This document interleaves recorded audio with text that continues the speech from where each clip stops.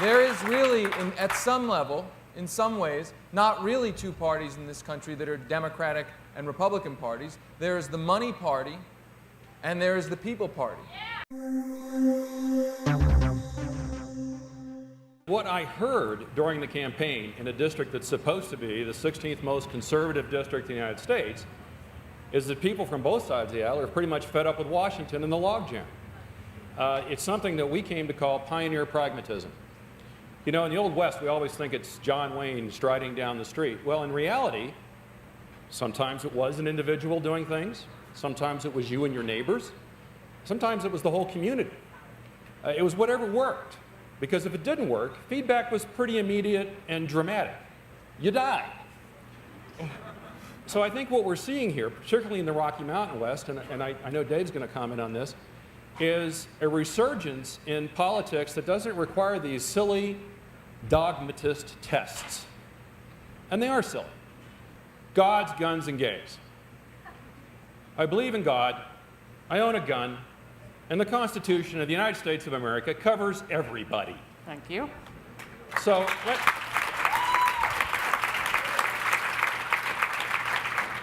let's move on to substantive issues. And believe it or not, that played very well, even at Focus on the Family. That's why we started the Policy Center, because we wanted to provide factual basis for starting the discourse that has been absent for 10 years of, and I apologize to the dearly departed Hunter S. Thompson, but 10 years of fear and loathing in Washington. Karl Rove started the campaign with George Bush, 43, with fear and loathing, and it continues to this day.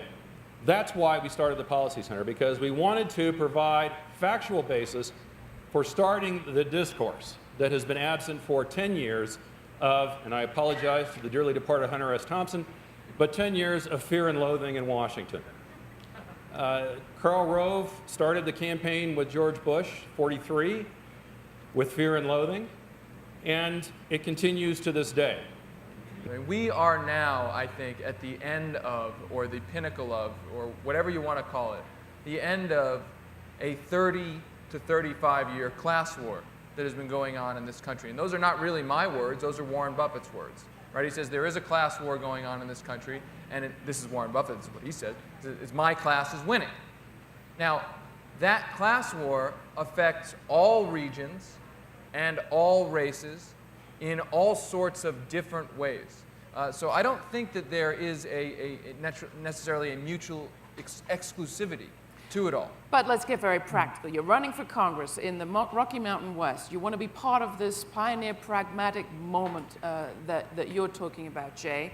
How do you talk about the issues of racial justice that Andre says at the heart, or the gender justice that Faye says are at the heart? I mean, we've had a campaign this season that has dodged a lot of the key issues in the interest of just let's get past the post on November. It's two things, really. The first is, and I would always give an example when I would talk to people. They'd say, well, what do you mean? And I said, well, walk into a class of third graders. And in Colorado Springs, we have a pretty good mix in our public schools.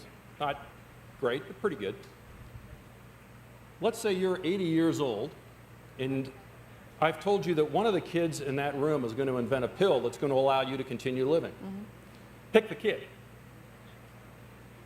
Pick which kid it is.